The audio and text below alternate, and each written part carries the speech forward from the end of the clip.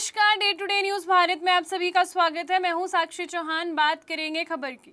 संसद के मॉनसून सत्र में एक बार फिर सियासी बयानबाजी ने विवाद खड़ा कर दिया है।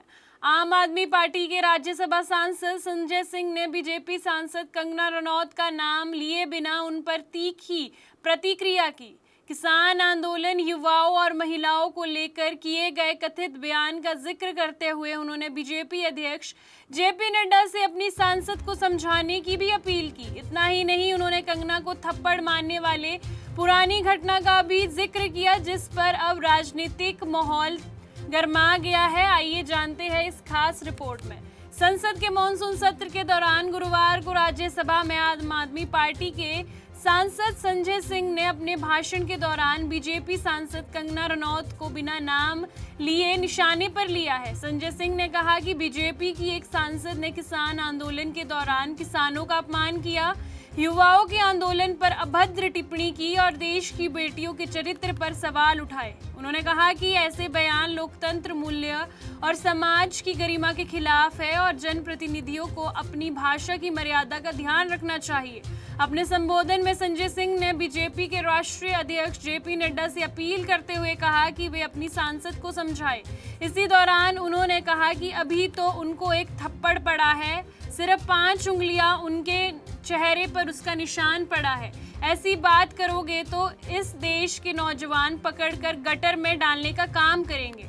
मैं निवेदन करना चाहता हूं जेपी नड्डा जी से, समझाइए अपने उस सांसद को। अभी तो उसको एक थप्पड़ पड़ा, सिर्फ 5 उंगली के निशान पड़े थे। ऐसी बात करोगे, गटर जेनजी को गटर कहोगे, जेनजी को गटर करोगे तो तुम्हारी सरकार को इस देश का नौजवान, इस देश का जेनजी पकड़ के गटर में डालने का काम करेगा। उनके इस बयान के बाद संसद का माहौल गरमा गया और राजनीतिक हलकों में इस टिप्पणी को लेकर चर्चाएं शुरू हो गई।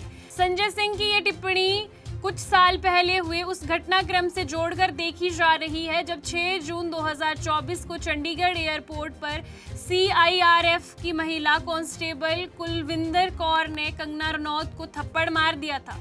उस समय इस घटना ने राष्ट्रीय स्तर पर राजनीतिक और सामाजिक बहस दोनों छेड़ दी थी।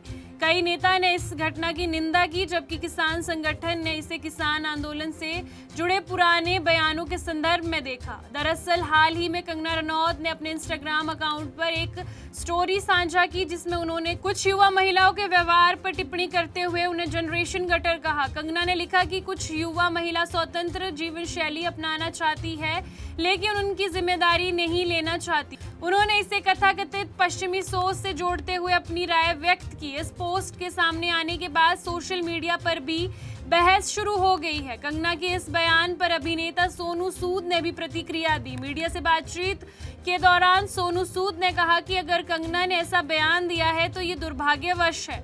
उन्होंने कहा कि कलाकारों को लोकप्रिय बनाने और उन्हें सफलता तक पहुंचाने में युवाओं की बड़ी भूमिका होती है, इसीलिए किसी भी वर्ग के लिए अपमानजनक भाषा का इस्तेमाल नहीं किया जाना चाहिए। संसद में दिए गए संजय सिंह के बयान के बाद अब राजनीतिक आरोप प्रत्यारोप का दौर तेज हो गया है। एक तरफ विपक्ष बीजेपी सांसद के पुराने और हालिया बयानों का मुद्दा बना रहे हैं, तो दूसरी ओर बीजेपी की ओर से भी इस बयान पर प्रतिक्रिया आने की संभावना जताई जा रही है। संसद के भीतर और बाहर इस मुद्दे पर आने वाले दिनों में सियासी बयानबाजी और बढ़ सकती है। फिलहाल संसद में दिए गए संजय सिंह के बयान ने एक राजनीतिक विवाद खड़ा कर दिया है। एक ओर कंगना रनौत के पुराने और हालिया बयानों पर सवाल उठाए जा रहे हैं, वहीं दूसरी ओर संजय सिंह की टिप्पणी भी राजनीतिक बहस का विषय बन गई है। अब सबकी नजर इस बात पर है कि बीजेपी, कंगना रनौत और अन्य राजनीतिक दल इस घटनाक्रम पर आगे क्या प्रतिक्रिया देते हैं। यहाँ कंस्ट्रक्शन में हम क्वालिटी से नहीं खेलते हैं। यहाँ पे कंस्ट्रक्शन फील्ड से नहीं, प्रिसीजन से हो रही है। तो genesis Heights project RERA approved है, SBI अप्रूव्ड है, कंस्ट्रक्शन फुल स्विंग पे है। दैट मीन्स आपकी इन्वेस्टमेंट 100% सेफ है। तो चंडीगढ़ यहाँ से मात्र 4 मिनट, एयरपोर्ट 10 मिनट की दूरी पे, decathlon, DMart, KFC, McD, everything with in 2 minutes.